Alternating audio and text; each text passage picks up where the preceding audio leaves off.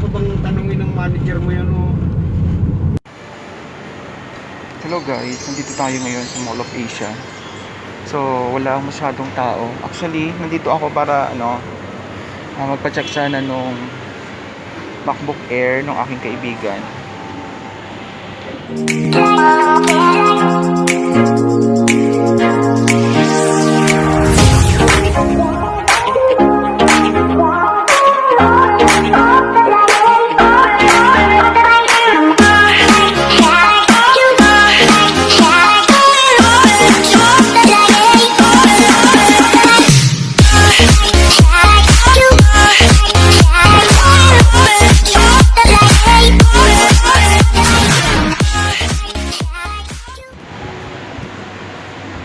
Hi guys, nandito tayo ngayon sa Mall of Asia. Now is October 6, 11 o'clock in the morning. So, pumunta tayo dito kasi yung kaibigan natin nagpasuyo na i-repair yung kanyang MacBook Air. Pumunta tayo sa MacBook Power House Center, ayun. Pero kinakailangan natin mga requirements. Pero just to maximize this time, so gusto ko ipakita sa inyo ang sitwasyon ngayon ng Mall of Asia. So, ayan sa baba, wala masyadong tao, pero alam niyo naman, di ba? Familiar naman kayo sa Mall of Asia. So isa ito sa pinakamalaking mall dito sa Pilipinas, dito sa Metro Manila. So gusto ko kayong ipasyal para makita ninyo ang sitwasyon ng Mall of Asia during this time of pandemic, para updated kayo. I-implement na dito guys yung social distancing.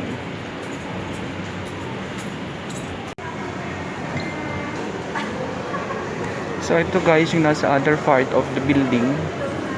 Ayan, as you can see, ito lang yung mga tao.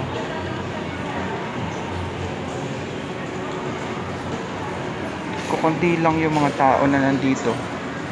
Supposedly dapat madami na siya kasi magtatanghali na, 'di ba? At saka ito din talaga yung tambayan. Ito yung sa baba, kainan, pero wala pa ring mga tao.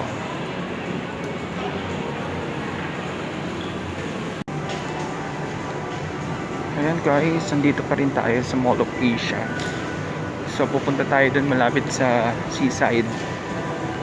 So ito yung floor na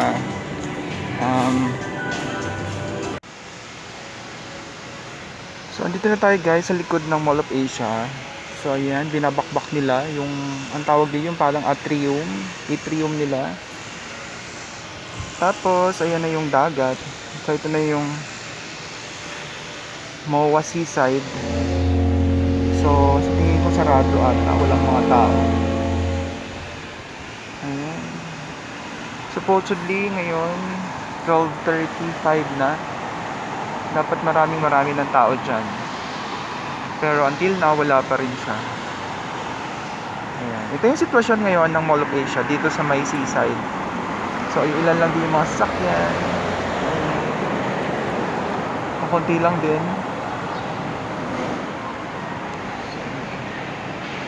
So, ayan. Makikita nyo yung mga barko. Andun sila.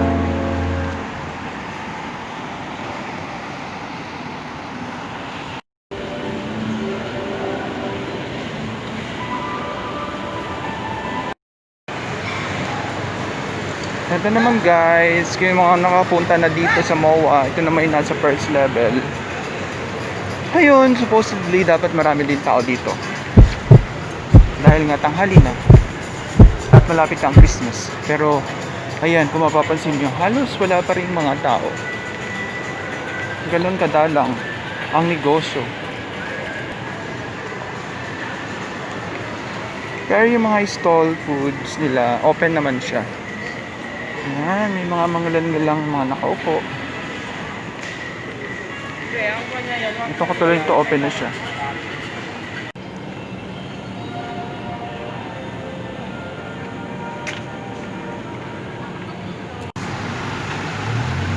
Ayan guys, pauwi na tayo.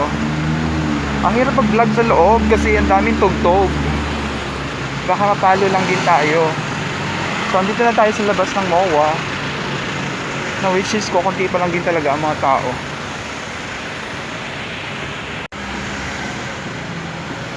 Pauwi na tayo. So ito na yung ating daan. At magta-taxi na lang tayo para mabilis. Kahit sa labas, oh, kitang-kita nyo, kakunti lang yung mga tao na naglalakad. Kahit yung mga nakatambay. Ganun lang siya kakonti. As in, hindi pa normal ang business situation dito sa MOA. So just in case na gusto nyo pumunta dito, of course, syempre dapat ano pa rin natin, ang lagi pa rin natin isipin yung kaligtasan natin. So ito yung famous na pag kayo nagpapapicture, guys, remember, yung mga pumupunta ng MOA dito kayo nagpapapicture. So ayan na yung design niya ngayon kung gusto niyo dyan, kung maliligaw naman kayo dito. So hanap lang tayo na ating taxi.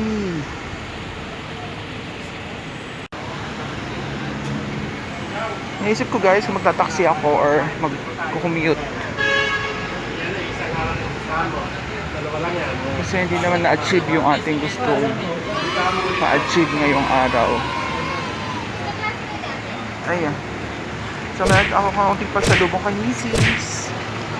Ang kanyang paborito. Paborito niya ba ito? Hindi ko. Nakalimutan ko. So ayan, guys. So ito lang yung sitwasyon ng ating Mall of Asia. So I hope na nagkaroon kayo ng idea kung gusto niyo namang bumisita dito. Kunti lang yung ating nai-document sa loob. Kasi nga ang daming tugtog. So baka alam niyo na yon, di ba? Sa mga YouTuber dyan. Ayun, naglakad lang tayo na naglakad sa loob. As in, sa loob ng mall. Ayan, oh, kita nyo, wala pang mga tao talaga. Ganun siya ka, kalimitado yung mga tao. Wala rin palang sasakyan dito. Wala pa atang mga biyahe. Ayan na yung terminal. Pero mukhang wala pang mga biyahe.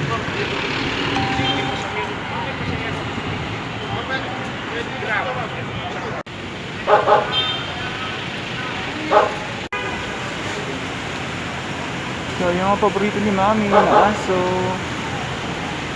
Ayan, kaya paborito. At syempre, ano ba to? Pusa.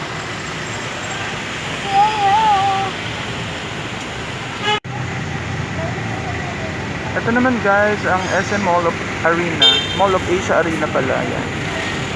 So dyan ginaganap yung malalaking event.